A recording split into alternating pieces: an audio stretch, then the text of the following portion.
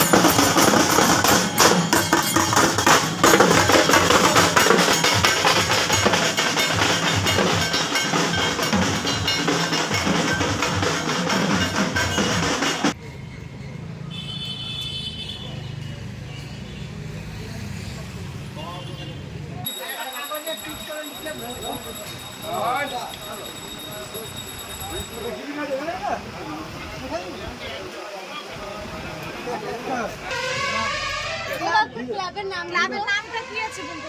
ক্লাবের নামটা কি আছে? এটা Dakbungalow taxi stand. Taxi stand. Taxi stand.